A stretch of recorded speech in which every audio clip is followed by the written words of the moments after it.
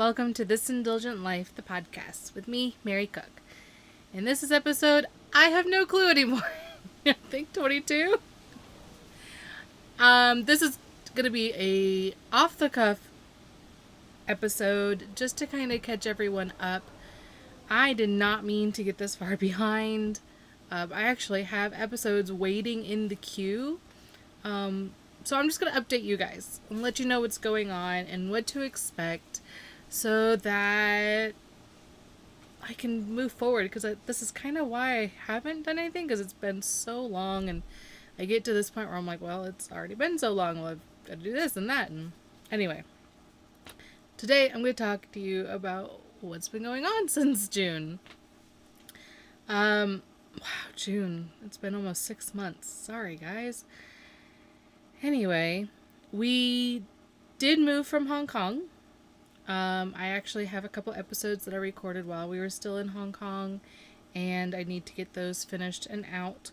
The part of the problem is we've just been so busy, and I'll get into that. And then my husband is the one that kind of edits all of these things, and he's been working a lot, and then we've been traveling a lot. So we just haven't really had time, and we haven't quite figured out the groove of how to make it happen. Plus, I have been in a huge transition with this business, and where it's going based on a lot of the feedback and kind of some soul searching that I've been doing. So I've been kind of putting it off. So sorry, guys. I promise it will come back. We're working on a few things now, like I said. But anyway, so June happened, got some episodes out, recorded more, and then we started packing and getting, all of the end of the year stuff done at my school. Yeah, that was a lot. That honestly, that whole moving experience was a lot more than I expected it to be. For one, it just took a lot longer to declutter the house, to clean the house and fix it up and everything than I had expected. It was like a week straight of just nonstop. I didn't even get to see some of my friends and say goodbye because we were cleaning the house so much. And there's just a lot of clutter and stuff that accrues in a 3-story house with 3 adults and a kid and 2 dogs. So that threw us off, and then we got back, and we were actually a day late. Not a day late, our flights got canceled mid-travel for mid-transit in Canada, so we had a day in Canada to kind of explore. We tried to make the most of it, and then we got back, and immediately we were fixing the truck, getting it cleaned, buying a camper, getting it cleaned and fixed up, and in 5 days, right? So we got back on a Tuesday, and by Saturday we were driving to Texas, and we took 2 days to drive to Texas for my husband to go to RV tech school. And then Monday it started. So there was a lot going on. And then I had to transition to living in the camper and putting things away, being a work at home / stay at home at that point, I guess, mom. Things were going wrong that we didn't get an inspection like we should have. So the AC was not working and the gas was not working to the stove. Lots of things. And I was going to class with him in the morning for the spouse's time. And then, of course, just lots of, cleaning and organizing and taking care of a toddler. Taking care of a toddler in and of itself, I have realized, is work. If I could get that, some dishes, and maybe some laundry done in a day, I feel like I've done a lot. So there really wasn't a lot of time. We didn't even take the computer out that we edit on, and actually it was our only computer at the time. We didn't take it out for a month. At least 1 month we didn't have our computer set up. So actually I lied, over a month, because we were in Texas for 2 weeks, and then we did travel for a week. And let me tell you guys, for 3 weeks we had very little cell service, which meant we also had very little internet. And that was the best 3 weeks for our family, like ever. I wish we could keep up our businesses and still have that lack of device capability, I guess. Um, Maybe that will be a challenge in the future. Maybe. Anyway, we really learned to work together at that point, and we had a lot of fun. We visited some friends that we hadn't seen in at least a year. One was from Hong Kong, and he lives in Arkansas. And then we visited 2 friends in Tennessee, including the Grays, Zach and Judy Gray, and their 4 kids, who literally were cleaning their house and moving out like the next day after we visited them because they went on their 1 year around the country RV trip. So pretty cool, right? Like we're both doing similar things. And then we got back and we planned on being back in our in-laws house for like a week while my husband put in a electric receptacle tower so that we could plug in the RV at his grandmother's. And he did that, and then I got sick. And then he got sick. And just things got away from us, and we were working on his business. So it was like 3 weeks before we moved into the camper. And then, of course, we had to do the whole thing over again of figuring out. At that time, then a week later, my mom came and visited. So we were visiting with her for a week. And then right when she left, we left to go to Pennsylvania so my husband could get some further education. And we went to the largest RV show, the country's largest RV show in Hershey. And that was a lot of fun. We got to join Thousand Trails, and so we got to go to a few of those campgrounds. We went to the Union County Fair, which is the oldest county fair in the country. And we had to do lots of fun things together, and we even got to go see my great aunt. Maybe you saw that on Instagram. We had scheduled like around the week. We knew what week we were going to go see her, and we told her that.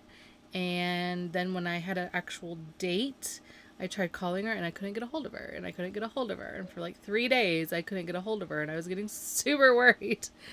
I had her old address, and I knew she lived right around there. So we went and we knocked on neighbor door. And luckily, the first person we asked, they knew each other really well. So she brought me up there to her, and I was able to spend the day with my great aunt. And we went through lots of old pictures, and we talked about my Nana. And yesterday was, I think, 9 or 10 years that my Nana, my great grandmother, since she's passed away. So, yeah, that was a little hard. And today's my great aunt Rhoda's birthday. So I got to call her too. Anyway, off track. We just did so much, and we were traveling so fast. Literally like 1 to 2 nights, sometimes 4 nights max at a place before we moved again. And then we got back, and my husband went straight into doing work, and I went straight into trying to build some new coaching products and planning a challenge. November 18th, I am doing a 5 days to a calmer, more joyful you challenge. And I'm just being mom most of the time. If you can kind of see back there, I got some laundry to do. And that takes a lot more time than I realized, especially with a toddler who can play independently, but now that mom's here, he wants to mostly play with me. And I get it. He's still, I guess, overloading on me because he didn't have me for so much of the last 2 years, right? 2.5 years. And now he gets me all the time, and I think he's afraid that that's going to end. So he wants to make sure that he gets that time in. And I don't really blame him, but it does have its exhausting moments, and it does mean I don't work as much as I had thought I would, which is why this podcast has kind of been put on the back burner. Not totally gone away with though. So I do have episodes lined up. I have some really good episodes lined up. However, this is where the direction of This Indulgent Life is going. I am now proclaiming it to all the world, a parenting and mom life coach. It seems even when I was working on adventures and family adventures and things, that's where it all came back down to. That was the crux of the matter for everybody I talked to. It was like they wanted adventure in their lives, but when you really dug down deep, it was how, like, their own personal purpose, as well as how they were able to interact with their families and their kids. And they wanted to be calmer, they wanted to be more joyful, and they didn't really have that community behind them. Like, there's a statistic, a large percentage of women feel like they couldn't be a mother without their mother.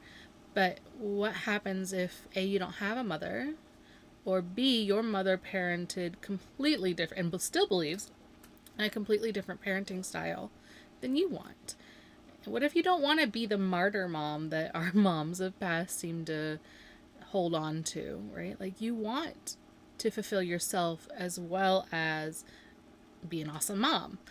So I'm here to kind of guide you through what that looks like for you, to help you through the gentle parenting journey, or with, gentle parenting, positive parenting, respectful parenting, whatever terminology you want to put into that, but basically non-punitive, authoritative kind of parenting style, where you have high expectations, but you're also doing it from a place of age-appropriate expectations and compassion and empathy.